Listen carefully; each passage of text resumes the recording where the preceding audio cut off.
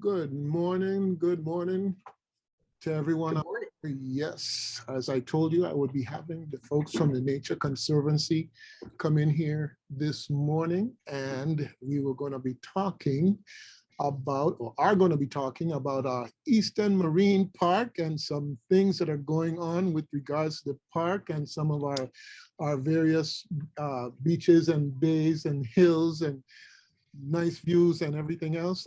I really look forward to it. We have quite a bit of information. You know, it is your park, and you need to know as much about it, and you need to take advantage of it. Hey, you know, people spend thousands of dollars to come down here and spend a week.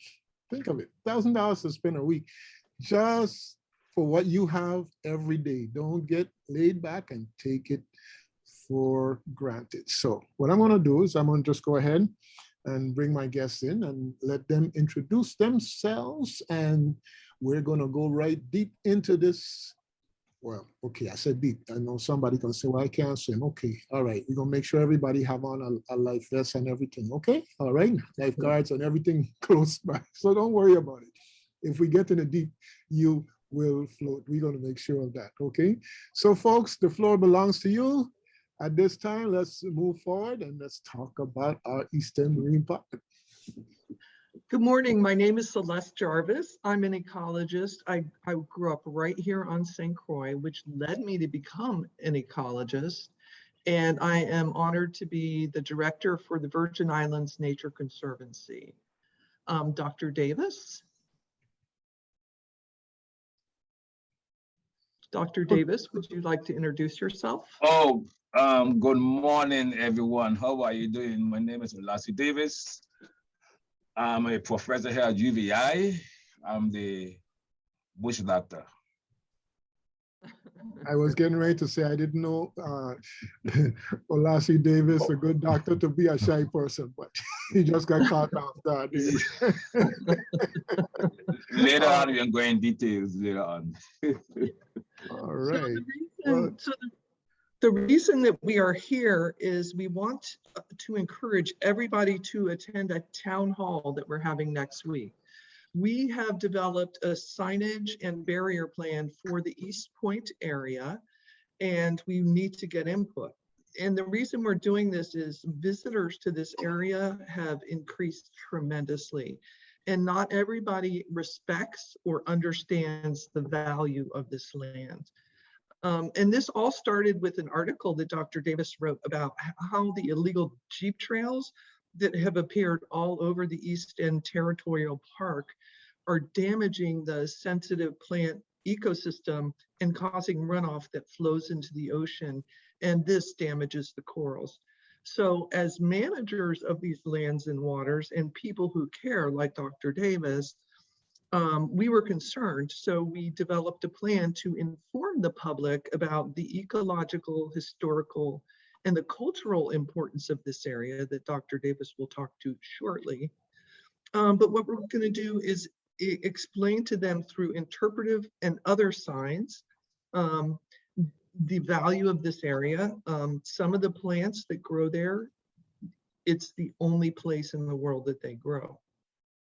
But we'll also be including signs explaining that it's against the law, Virgin Islands law, to drive off the paved road onto Virgin Islands land. So Dr. Davis, do you want to talk about the sensitivity to the area? Yes, good morning again. Before I talk about that, first of all, the land did not happen to just be there for people. To understand the land, you have to get a history behind the land. In the 1970s, Philip Dickinson gave the northern part of the eastern, which included Kramer's Park. Kramer's is Lawrence Kramer's. He one who was appointed governor here in the Virgin Islands, so they were named after him. That area was given to the people to enjoy recreation and for protection. And the southern part of the watershed, it started off with some students from Ricardo Richard School that Rudy O'Reilly and myself used to hike out there. And one day we told them that this land would be developed into housings. And they said, what can we do? So we said we can protest, write letters. And we came up with a book, a little booklet called Eco Educational Tour. And we took thousands and thousands of students and other folks out there. This was during the 90s. And then we ended up in public hearings. I think 3 or 4 of the students testified at the legislature. And they melted the senators' heart. They were begging the senators do not allow this area to be protected, it's special. To make a long story short, those students ended up getting an EPA award along with myself. And later on, I worked with the Nature Conservancy. I'm a member for over 30 years, and the rest is history. So the Nature Conservancy purchased the land, and that's how the southern part of the area was protected. So both the southern part and the northern part was protected. Now, heading back to history, the Native American, the last group to migrate were the Calino, not the Carib. And there's a pre-colonial site out there at the point, we call Cotton Garden Point. That's a pre-colonial site, which means there were people here before Columbus came this part of the world.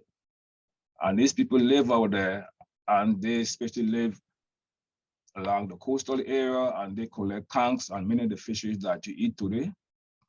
And they also use the plants for edible plants as well as for medicine. Then in the 1700s, as you know, enslaved Africans here in the Virgin Islands. Goat Hill, those particular area, those area was a refuge for these individuals we call maroon. It was those hills that protect the runaway slave. But around the 1820s, a lot of the plantation in eastern part of the island was basically abandoned at that particular time. So a lot of this plantation, these runaway slave from Goat Hill all the way up to Seven Hill, that particular area. So it became a refuge for these individuals. Now there are a pretty rare plant out there. Like, for example, the Irish mandrake is endemic to here in Puerto Rico. And the other plants and animals that live in that area. Many years ago, there was a lot of goat, donkeys, iguanas, not the iguanas that you see today. Those came in from St. Thomas in the late 80s or early 90s. The iguana in St. Croix was much smaller, and it was in the eastern part of the island, and it never migrated to the other part of the St. Croix. So the East End was in the 1950s and 60s and further back was basically a wilderness, according to George Seaman, late George Seaman.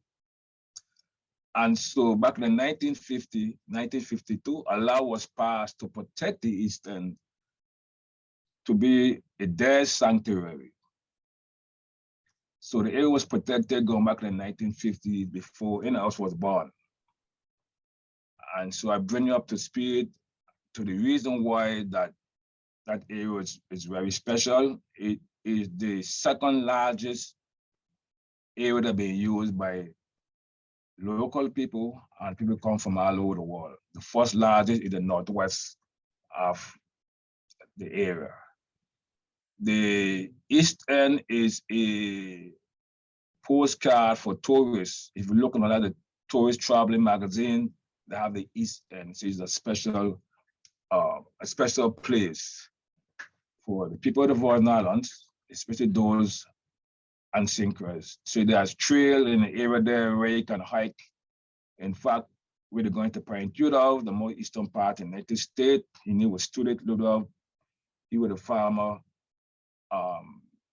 Department Interior Director under the late John F. Kennedy. And so as you go into Point Udall, we see a parking lot that was put in there in a project for disabled people who cannot hike, where they can pull up and they can walk, or they can just look out and see the beauty of the island.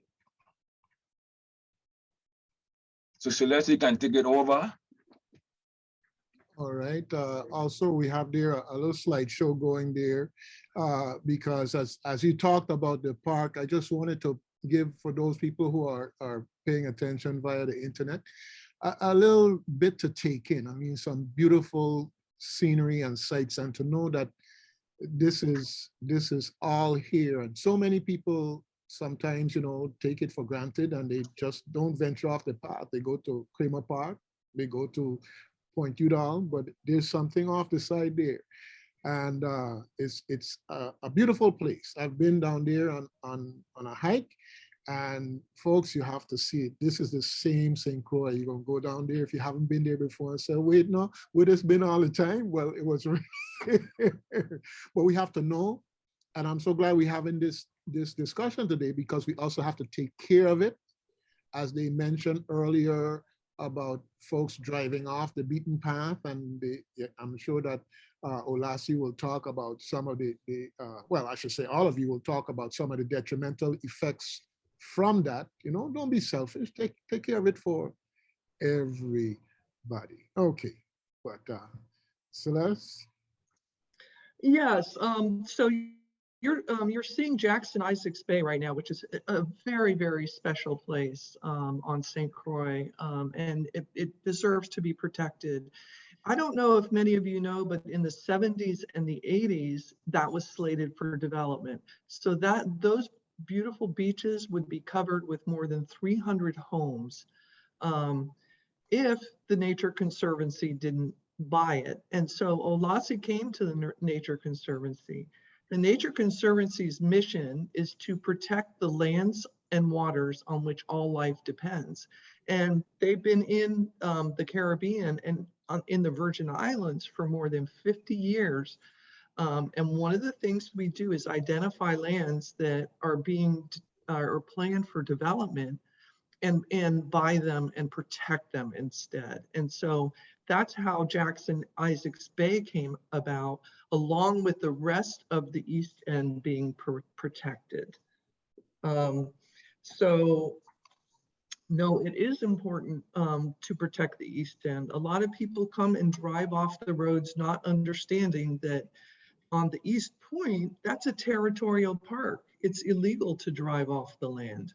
They don't understand how sensitive the ecology is, and how when you create Jeep trails, the erosion and the runoff run into the bay and damage the corals. And so this is all part of a large ecosystem, from ridge to reef, from the Jackson Isaacs Bay land down to the East End Marine Park waters.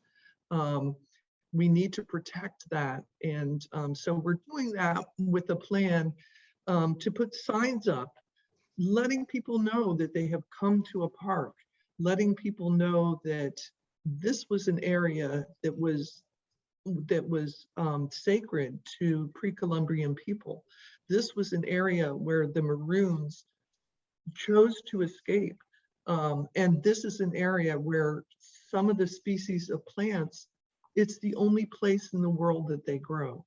And so in order to protect this and preserve this for all Virgin Islanders, it's important that we teach people to respect this land. And unfortunately, we do need to put signs up to tell people, please don't drive off the land. It's illegal. It's against the Virgin Islands law. Not only that, but it's damaging this sensitive area. So we hope everybody will come to the town hall. It's on next Wednesday, the 22nd, from 6 p.m. to 7 p.m. And the link is tnc.us/j/93760152066. And so I'll repeat it again at the end of the show, but I just want to encourage everybody to do that. Well, I haven't seen my other colleague, Cowlen. No, I finally arrived. Good morning. Oh, there she is. Our Cowlen, take it away. Yeah, I have some electricity now, so it's a little bit easier. Okay. Papa again. Yeah. I mean, I don't know what's been covered so far. Did you just introduce yourself? Yeah, and then you go right ahead and talk about the Eastern Marine Park and so forth and so on. Sure. Well, good morning, everybody. My name is Caroline Pott. I'm the East End Marine Park Coordinator. So I work for the Department of Planning and Natural Resources in the Coastal Zone Management Division. The Marine Park links 4 places which were named as areas of particular concern in the 1970s, and management plans and things were developed through the 90s. The areas in the park those are throughout the Virgin Islands. There are a number of them, but the areas that the park links are the St. Croix Northern Barrier Reef System, Cheney Bay and Southgate, the East End, which is the area we're talking about today, and Great Pond Bay. 60 square miles, the park, so it stretches from the eastern breakwater of Green Key Marina, goes around Point Udall, which is the area of concern today, and reaches Great Pond Bay in the south. So if you have spent time at Kramer's Park or in Cheney Bay or at Jack and Isaac's, you were in the Marine Park. The text of Act 6572 says that the park was established to protect territorially significant marine resources, promote sustainability of marine ecosystems, including coral reefs, seagrass beds, wildlife habitats, and other resources, and to conserve and preserve significant natural areas for the use and benefit of future generations. It was passed by the legislature in 2002 and signed into law early 2003. The park was developed with considerable time, care, and consultation with a variety of different groups. By design, therefore, it was intended to accommodate a lot of different users and a lot of different uses. So it wound up with a lot of detailed rules, and I encourage anybody with questions or concerns or misunderstandings to speak with the park. It's difficult to review that kind of thing without a map in front of us, so I won't go into detail here, but please get in touch. The most important thing to know is that areas within the barrier reef are no-take areas, and that means that there is no conching, there's no lobstering, there are no fish pots, and no spearfishing in those areas. So that's my little introduction. I don't know where we go from here. Okay, well, while we're talking, I have some video going for those who are joining us via the internet. And beautiful scenery, beautiful scenery. Yeah, folks, this is where we live. It's our park, and don't think in terms of restrictions, think in terms of preservation. We want it to be here into the future of children, grandchildren. Part of our legacy of what we give to them is the quality that can result from just doing simple things, not driving off the road and tearing up all the plants that make it so unique, all right? Not taking up things on the beach that, need to stay on the beach and that type of thing. I'm going to tell you, if you get a chance to hike Jack Isaac's Bay, you can go from the Kramer Park area and hike the beaches on that south shore all the way up to the monument. It's really a nice walk. You take your water and everything else. Make sure you probably do it with friends, whatever, just to be on the safe side. But hey, there's a lot of beauty there. And so I really appreciate what the Nature Conservancy did. I appreciate the history, Olasi, that you took the time out to share, and these are things that need to be repeated every now and then, because there's so much fighting for people's attention. They need to be reminded. So when you go up there and you see that there are no houses there and the place isn't populated and ain't cut up and have a bunch of concrete and asphalt roads, the reason why Nature Conservancy stepped in and said, hey, this is how much you're going to sell the land for development. Well, tell you what, we'll buy it from you and we'll just keep it in its natural state. Thank you, Nature Conservancy. All right. All right. You can, whoever wants to continue speaking. I just want to make a point. Right now, we're in a pandemic. In the US, there are so many people going to the park. The park is more than just a park. they have to have reservation now because of the pandemic. People want to explore, people want to get outside and to enjoy nature. The park is not just physical, but also spiritual too as well. In terms of our quality of life.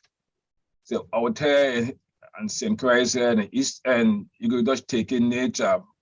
One of the popular area out there is the sunrise all in the morning when you get folks come down from the US or people from here and go all in the morning to see the sunrise.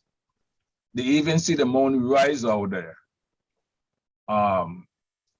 in the evening when the moon is rising. So it's really a special place to take in, and this right and St. Christ. And you should explore the area in terms of the beaches and the animals that inhabit that part of the island. So, but what we're doing exactly is putting up signs where you could see this sign and learn more about the history about the park and how to pass it on to other generations. And so in the Virgin Islands, a lot of our park system not came about by people from here, but it came about from people from outside. I will give you a brief history. In 1939, the National Park Service team came down. That was during the late Paul Pearson. He's one of the governor at that time. And they do an investigation study in all islands and recommend to the government at that time for certain areas to be protected. And this going from way back from 1939. My mother was a little girl like me. She was 3 or 4 years old then when that took place. And so that's why we are not getting the park in St. John. I wrote an article about that came out, I think it was yesterday, on the St. Christ Source, how this park, Megan's Bay, I will let my colleague Celeste talk about that, because they've been here for over 50 years and they're involved in a lot in some of these areas. And then Caroline, she can go in detail and talk about the Visitor Center, which is at the Great Pond. So there's a lot of stuff to do at the park. There's a lot of things to see at the park. So one of you ladies go continue. I just wanted to point out the importance of the East End Marine Park, which are the waters. They're showing corals right now. These corals are extremely important. As most people know, what you do on the land impacts the water. And everyone in the Virgin Islands who has been around for a time has seen our coral reefs decline over the years due to storm surge, due to bleaching, due to pollution and land-based sources of pollution like runoff. And so it's extremely important that we protect these corals, because these corals protect our shorelines. They absorb 90% of the wave energy. So they protect our shorelines from storm surge.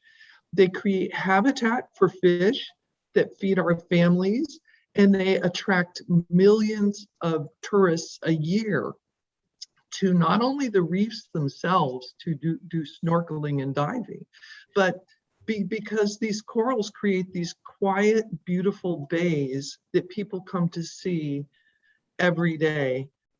The corals and the natural environment bring in millions of tourist dollars a year. And so they support our economy as well. So we need to protect those.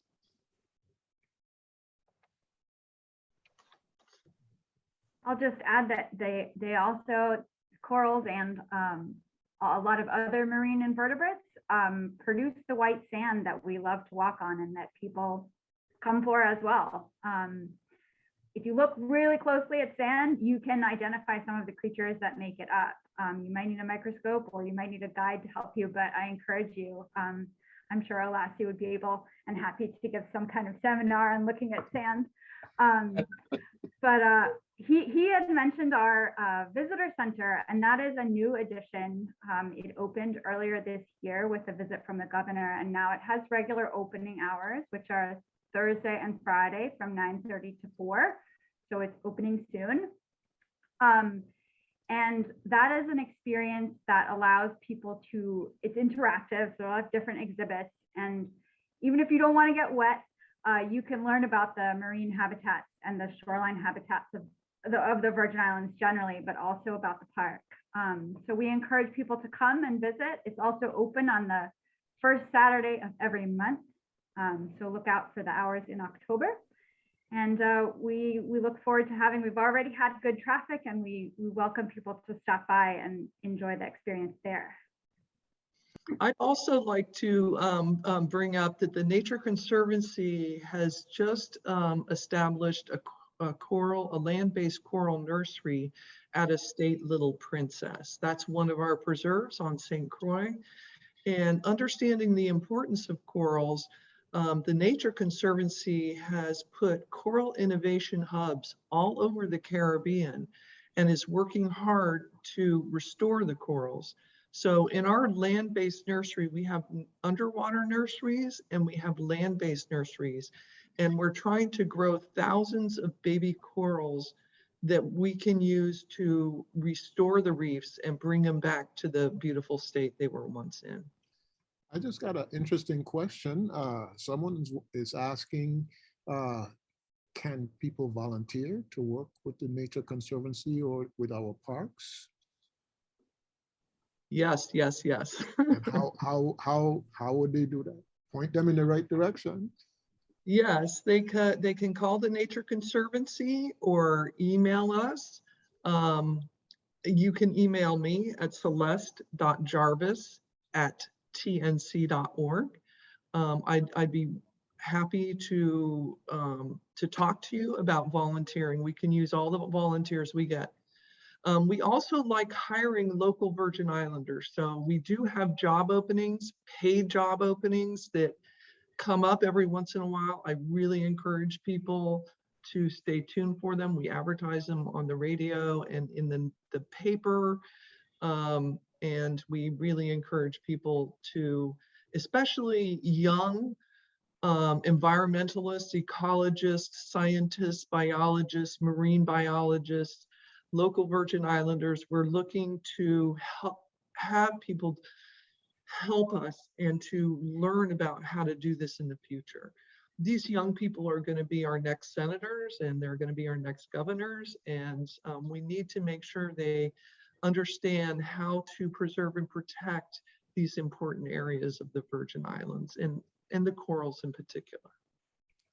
I think Caroline can go a little further, because we do have people, the Friends of the Eastern Marine Park. So Caroline can elaborate on that. Go ahead, Caroline. Yeah, thanks, Olasi.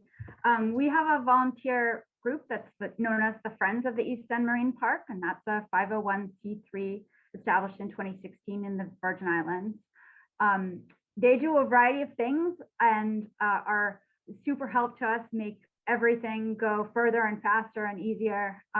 There are opportunities if you want to do data entry, if you want to paint signs, if you want to organize things, if you want to walk on beaches looking for turtle tracks, if you want to help us with a teeny tiny coral restoration project.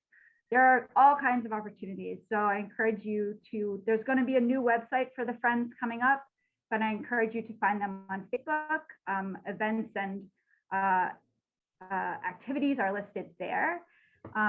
We also have an outreach coordinator. Her name is Kelsey Troutman, and so she works diligently with school groups and people who need volunteer hours and things like that to also encourage interaction and engagement from the community. I just want to interject real quick here that I've been listening to the advertisements for this upcoming town hall on WSTX.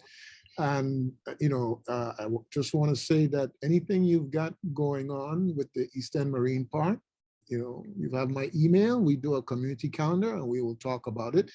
Just this morning, I was talking about another institution that has job openings. So Nature Conservancy, as well as East End Marine Park. If you've got anything like that going on, definitely run it our way so that we can help you to get the word out in the community. Great, that's so helpful. Thank you. All right. And I just wanted to mention, you have the Synchronized Hiking Association that was established in 1998. And we hike throughout the island, throughout the Caribbean region for over 25 years now. And our website is www.synchronizedhiking.org. And we have hiked throughout the year. In fact, at the Eastern, we are camped out there more than one time. Overnight, we sleeping bag, and we study the galaxy. We're talking about the stars in the heaven. One of my favorite places is Boiler Bay. Boiler Bay, I went there many times with a chair, sit right in the water and read a book.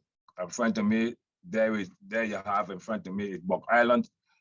No better place can be sitting up in the water and enjoying reading a book, and no one is there except for me and the birds and the fishes, and just taking in the whole natural view of the part of the island. So it's really, like I say, it's really a spiritual area.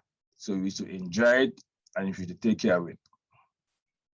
Okay, well, I got a couple of younger ones that I'm really looking forward to hearing about some of these hikes. I've been on a hike with you folks before, but we got too many of them out there in the gadgets, and I need to make them put down the gadget and then we go walk someplace and see their island and get to know it.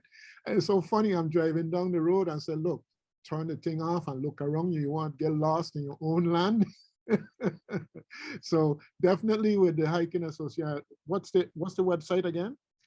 www.synchronized is one word, .org. Okay.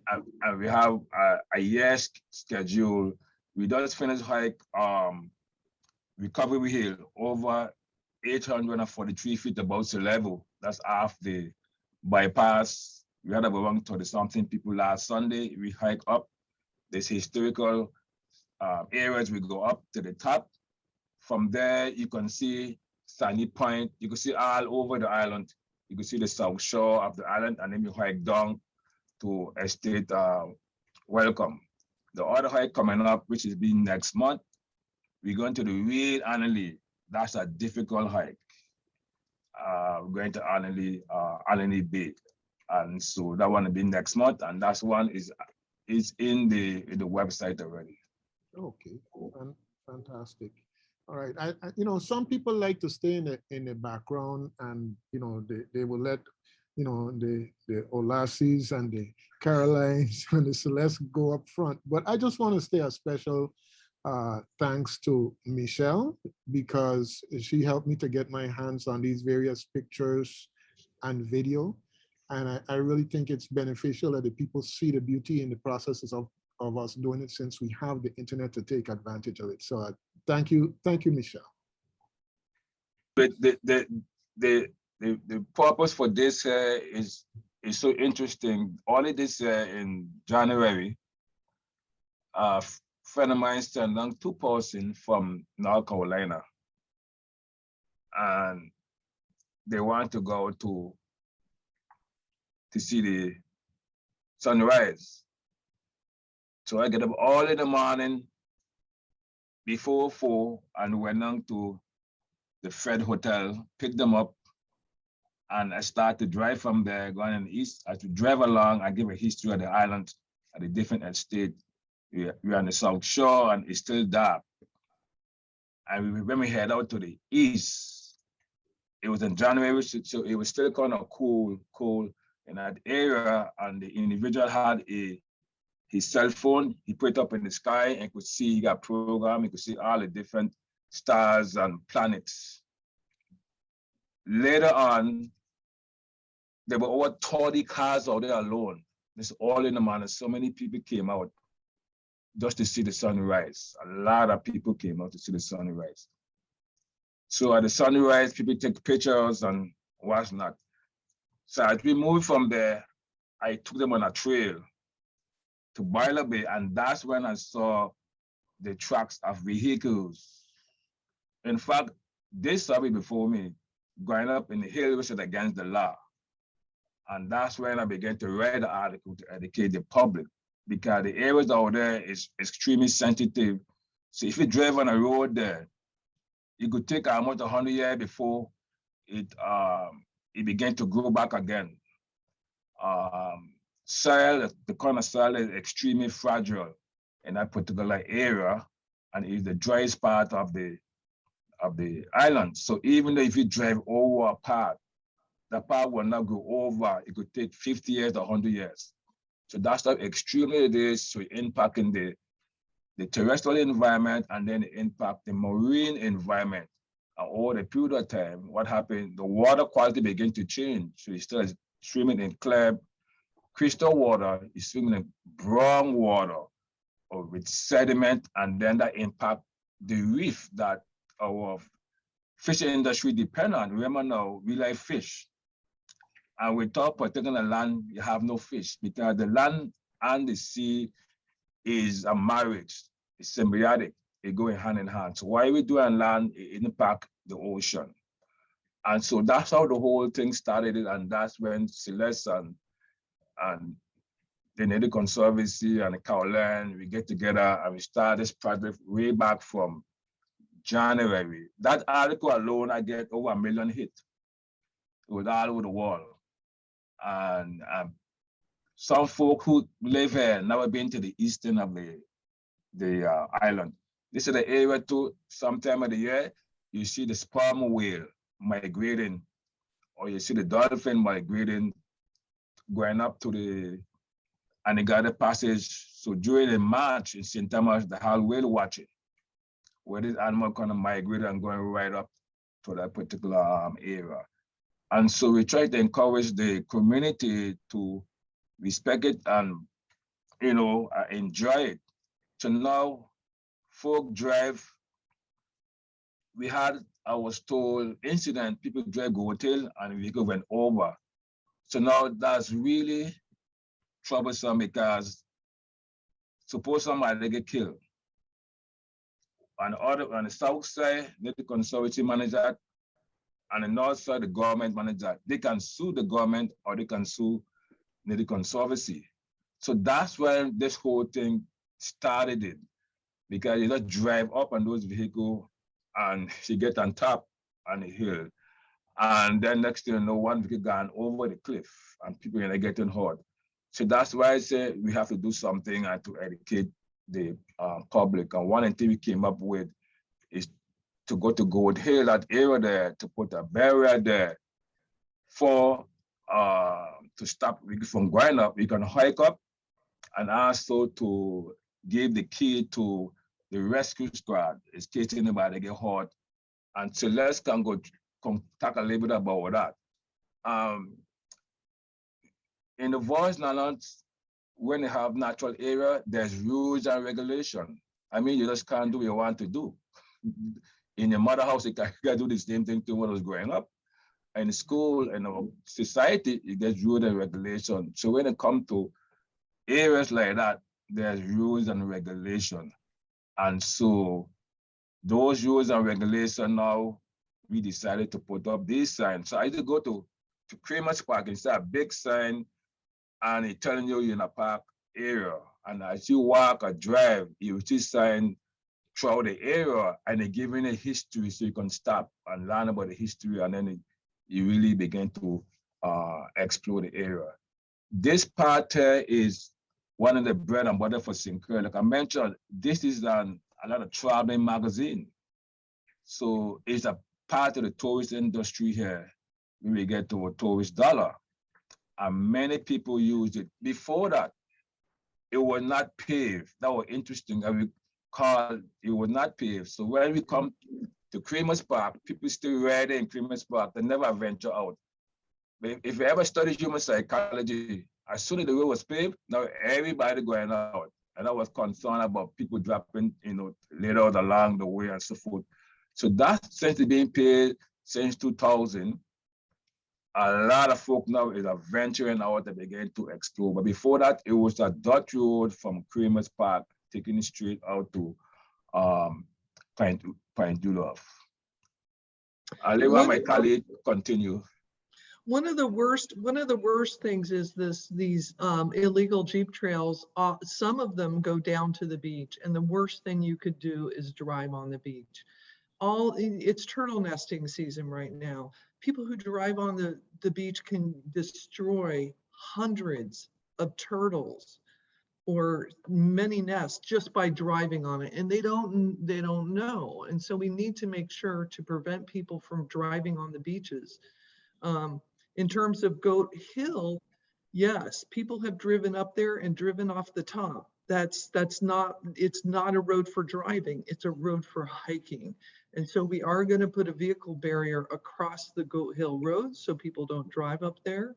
We've had a lot of complaints of hikers, that cars almost running over hikers and cars, you know, flipping over, falling off the cliffs, things like that.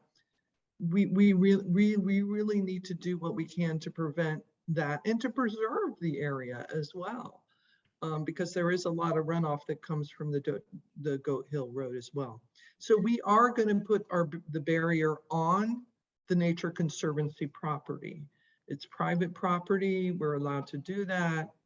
But we do want to get the public input on that. We will have a key that we give to search and rescue. But we just want to make sure that people are safe, they're protected, and that they're enjoying the natural area as they should. That's the reason why we're having a town hall meeting, to explain to the public and to get the input, because the area is belong to the people of the Virgin Islands, and usually within a park system, any place that protected really says the park, but it's more than that. There are different kind of entity. Like, for example, in St. John, that's a national park. Out there in Eastern or in Sunny Point is totally different. Sunny Point is a refuge. So within the park system, there are different entities and there are different rules and regulations. Like, for example, in St. John, you could have like a bonfire, for example. But like in a refuge, you cannot have that, because a refuge is really like a laboratory in terms of doing research. So that's why education is very important, to educate the public what you could do and what you can't do and how you can help to preserve for other generations. For example, like right now, a lot of our students, they are home because of the pandemic. You can use those areas as classrooms, where you can take a student out there and learn out there as classrooms. So there's many opportunities. The areas also is a resource facility too as well. And so those are opportunities that the people here can embark on and use.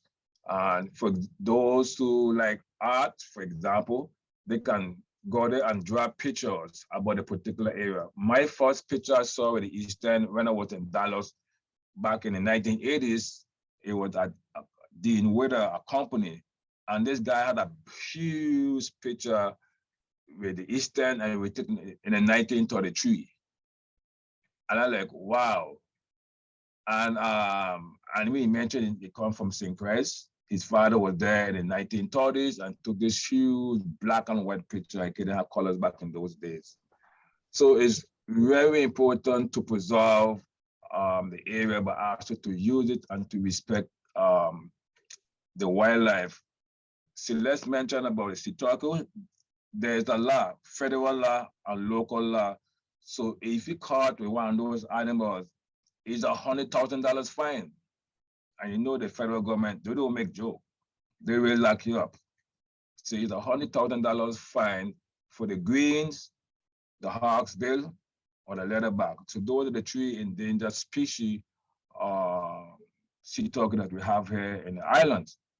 And so it's very important to know. So those kind of information will be posted.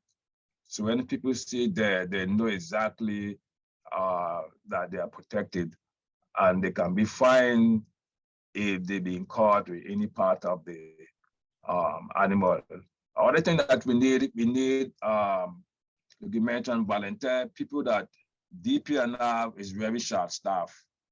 So if you're out there and you see something going on, you can always call a different DPNR, for example, and you help me with the park. If you see someone destroying something, I will give a call and the ranger will come out there and handle it. you just complain and they will handle it. So that bring you part of the park and protecting the area. A good example of, speaking of turtles, a good example of what protection can do.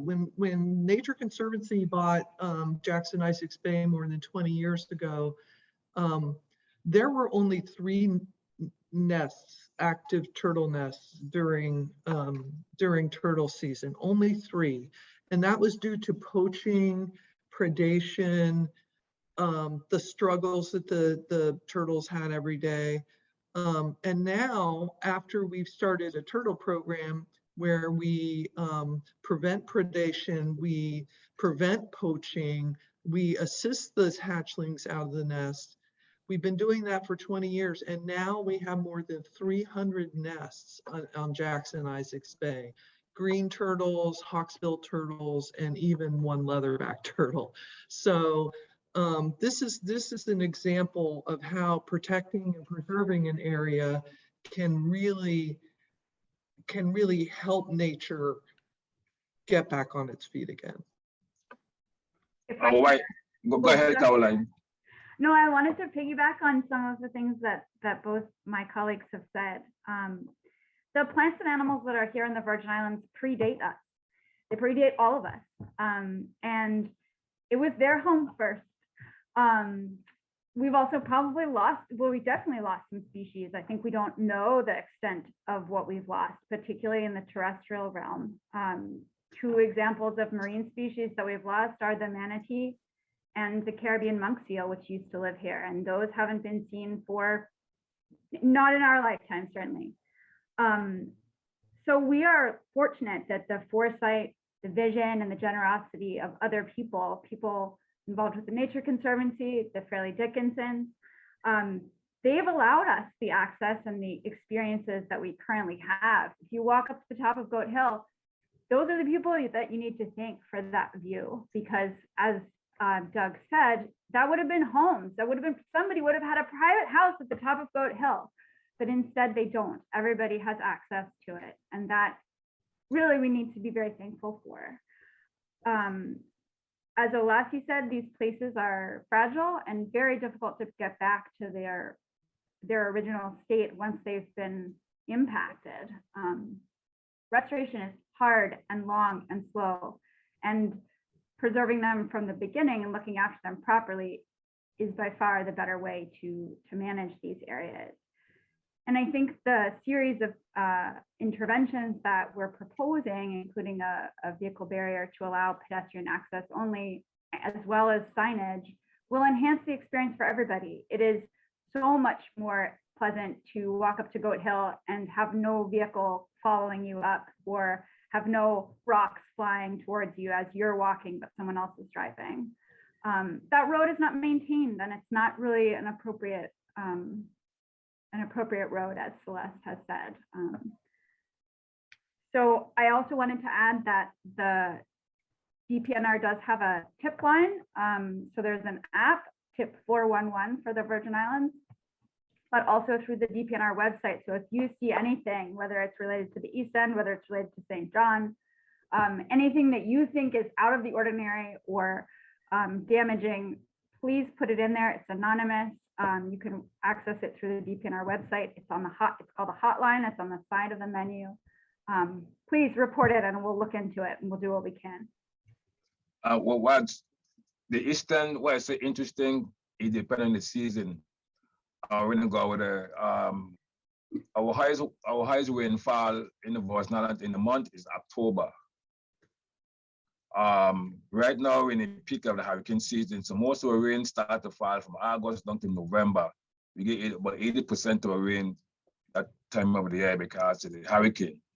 When you're out in the East End, especially in October, or in a good year, the whole hillside is pretty with the Ginger Thomas. And then you see hundreds and thousands of butterflies moving across there. So it's just like the spring, you don't see all the different flowers blooming. It just come to light, and it's really to take in and to see that. So as you're walking along the shore, you look up the hill and you're seeing the whole hillside it just blooming with flowers, and you seeing certain animals, especially at night. We hike there at night. You see animals you don't see in the day. And hiking at night is a whole different experience as compared when I'm doing it in the day as well. And so at the Jack Bay area, we have a shed. That shed there was part of the, back in the 1940s, Philip Dickinson, this is a land plane. So when I told the kids them in Jack Bay, this is a land plane, they're like totally shocked. See, there's a shed right there. So they're coming from, from Creamer's Park area, or we're coming through Grave Tree area, and they come into Jack Bay and see a shed. And usually with the children, when we come in there, we stop there and I get a rules and regulation before we take off. And then from there we hike to Jack Bay area, and then we go to Horseshoe Bay, which is the next day, and then we go to Isaac. And between Isaac and Eastern Bay, we call Small Isaac, it's a peninsula. That's the part the children have the lunch or the snack, they call it the bedroom. And we sit there and just enjoying the ocean. And then from there, when I look up, I say, oh my God, we have to go all up there, up to Creamer's Park. See, begin to hike up. And those children, they so enjoy it. Now today, some of those children now, they finish college. And they really contact me and about the experiences. So it changed the outlook of the home and the natural surrounding. Some of those children, some of them involved in marine science. Some is teachers in different areas. Some working for a company just because of their experience. Especially when they saw it there, a couple of times we saw there's all there, and those children, they get all excited to see. And I said, shh, keep the noise down. But you're not children. They got a whole bunch of noise, the dad took off. So I get them a history of the day, how we get here in 1790, the white-tailed deer, and hunting to be a major part in the Voice. So even the little insects, here at UVI, we have the bug lady, it manages. So I have my little magnifier glass, and we see disease on the plant, and they look through the little glass and see the disease and explain how that work, the bacteria and fungi, and how it impact plant. That plant is organism. Plant is not just a plant. Plant is a living organism like us, and plant, when you damage the plant, you can get bacteria, virus. Right now we got virus, plant get virus. And a certain insect can carry virus, like for example, like the sting bugs, if you know what sting bug is. They damage tomatoes, so on a little foot, they go to other plant, they carry the virus. And if you touch a tomato plant that have virus in your hand, and you touch the other tomato plant, you have to carry the virus too as well to the other plant. So they learn about planting not just out there for the fun of it. They do a whole lot of things. A plant go through stress as well. And plant, the way how plant reproduce, the same thing. Plant got fallopian tubes. They're like human, and plant have male and female, and the whole process of how they. So it's very fascinating in the science area, and what type of plant adapt to the coastal area, and what kind of plant adapt more further inland, and how the topography appear a lot in the rainfall, and the topography appear a lot with plants. For example, you go there in the guts area, you see plants more in the gut area. Why they there in the more in the gut? Because of the moisture inside there. So they learn a whole lot when they're dealing with the topography, they deal with the wind, how the wind blows. If you notice on the northern part of the east end, you see more forests as compared to the southern part of the east end. Even though the southern part have trees many years ago, but it was impacted. So the wind come in and come over those hills and come over to the northern part, and those trees, especially around Creamer's Park area, they are protected. So all those things I explained to the children, and I said, oh, that's why over here like this, and over here not like that. It's going to explain to them, and they really appreciate it. So it's really a living laboratory. Explain to this kid, and this kid also get a test after we finish hike, and I give them a test, and whoever get the correct answer, they get money. And so if I say, All right, raise your hand and not your mouth. And I said, how the sand was made? And they put up their hand, and we get the correct answer. This person get $1, and then attack. Name me a native plant. They could name a native plant. Something like that. Or why hair is protected.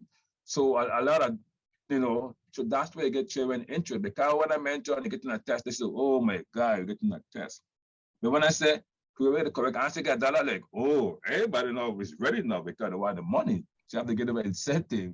I have given out over the years hundreds of dollars to these children from 5th grade, 4th grade up to high school children. I given $10, $12, $20 to children about the East End, and that's all the land.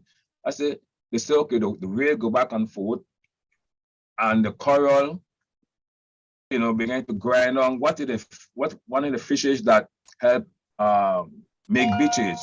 They say, oh, the parrotfish, how it defecated. So they learn a lot about the area, and this helped them in school, in the science, especially in the science and math. They can use math too as well. So the sound was not just came because it just came there, and how the sound is being made and how the fish play a major part into it. So when you go on my hike, you learn something. You're not just walking, and you learn about from the very rainfall to the soil, the erosion, to the fish that in the area and how we impact. And some of the most beautiful reef is in that particular area. You go snorkeling, you see all type of thing in the water, and a lot of our children need to explore and snorkel around the area, because people who come here, they take advantage of that. They go snorkeling, and we don't go snorkeling and see this beautiful thing. And then I tie in that to the fisherman. I said, do you think that the Eastern is important for the fish industry? Everybody say yes. And then they give the reason why is that important for the fishing industry and what's not. So without protecting some part of the island, it will impact the fishing industry. Right. And so they realize it's very important for our fishing industry and also for restaurant, for your home. So it really impacts everybody, even though you look at that. Well, go ahead. Olasi, one thing for sure, nobody could ever, in their right mind, ever accuse you of not being passionate about what you do, okay? No less to everybody else, okay? I really love listening to you. And I ain't cutting you off in that. No, go right ahead and give those ladies a chance. I want to remind people, because we're having this very interesting discussion, and it's not a touchy-feely, feel-good type of thing we're doing. We're having a town hall next week, Wednesday, because take care is always better than don't care. It's our park, we have to take care of it. So come and see us. If you have questions, call us, and I'll provide all this information to Doug so he can have it at his fingertips. And you can also find us if you do a search, but Camp Arawak is where our office is. If you have questions or want to come and stop by the visitor center. It's something like a little cover wall, but different from cover wall, where you're seeing, interactions of the marine and terrestrial environment. You can have classes go there from UVI to school children, or someone come to visit the island. If you got someone come to visit the island, and there's one area they can go and see the area, out there by the Great Pond. And then they can, from there, then they can go and explore the east end of the park, and what the park is really all about, and explain to you about the importance of the fishes, the conch. Everybody like conch, and the importance of conch to our ecosystem and to conch and butter sauce, and the different type of fish and birds in the area. So it's really a good educational tool, not just for the children, but for everybody. You really begin to appreciate it more, than just being there. The question is to ask yourself, why does so many people come to the Virgin Islands? And we take it for granted. People come here, I remember one time St. Thomas man come from Georgia, and he saw one on the beach. Before you take off your clothes and then go in the water, the man jump in jump in the beach with whole clothes on. He never see water and all his left like that. He jumped with his wallet, everything went to the beach. I mean, I was a kid that time, and I started to laugh. We said, "But Mister, you got in the water with your whole clothes on." He said, "The water is so pretty and tempting." He just jumping in it. So we should not take our environment for granted. The sunshine that we have here in Ireland, the nice breeze and the greeneries and the hills and the mountain that we have. You should really explore it. How many people ever hiked to Mount Eagle, the highest peak? How many people have been in a cloud? This year in April, I was in Mount Eagle and I couldn't see myself going on a trip because the fog came over the mountain and cover us. We have to stop and wait until they move. How many people experience that? I mean, I could talk about many things on St. Croix, hiking at night, hiking in the day, and you see anything. And the best way to see the island is on foot. I have a quick best way question. to see the island is on foot. I have a quick question for you, but it really might be about something we could discuss more in the future, because, once upon a time, there was a plan to put a hotel there in Great Pond. Yeah. Okay, and I remember the days going out with my father and his friends and pulling seine in the pond and catching mullet and all kind of fish and everything else.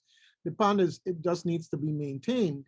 So, is there anything in the works or anything going on in terms of Great Pond and revitalizing it as far as it being a natural habitat? I will let Caroline say she a deep and I'll talk. Okay, Sure. that's just a quick introductory thing because we run out of time here. I don't want them to run me out the station here. Yeah, exactly. Yeah. I will say that we have produced an infographic, which I'll also share with you, Doug, because there was some extensive research done. It was about 2 years from 2016 to 2018, looking at the conditions in the pond. And it has changed dramatically. I mean, you don't even really need science to tell you that, but the science gives us great detail about what has happened in Great Pond. And it is a difficult thing for anybody to see at its current state. But DPNR, and particularly my office, is working on thinking about ways to fund habitat restoration and improvement in that area, because it has been such an amazing resource for people, plants, animals during most of its life. So certainly there are things in the works, but nothing imminent in terms of work. But I will share that infographic with you, Senator Kenton, so that you can distribute it more widely as well.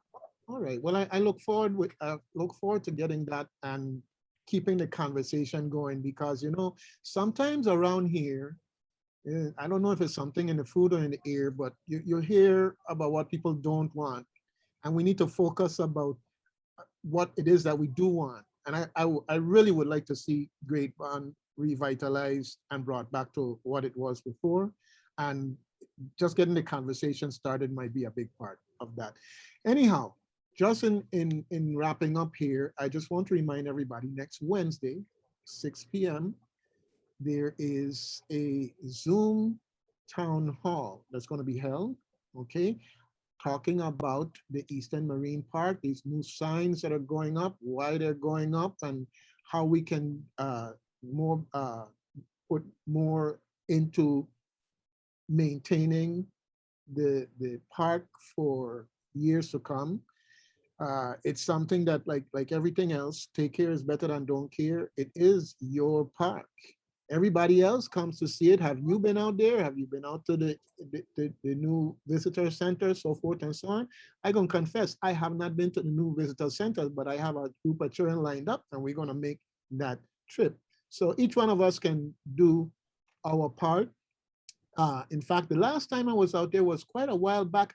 I have some PSAs. I still have those PSAs that were done by some students out there at the Eastern Marine Park. So I'm going to dig those up and see how we can use them and maybe be an inspiration to other children to do something on behalf of the park. All right? Great. Yeah, thank you so much. We remember that fondly. Yes, yes. And so in that context, I'm going to have to run. But keep us in mind here at WSDX. We're a community-minded station, and these are the type of things we want to talk about. Hey, there's more to life than politics, right? Definitely. All right, definitely. our quality of life is bigger than just politics alone. And in this case, we have to get involved. We are the leaders. We are the ones who have to make the path for our children down the road.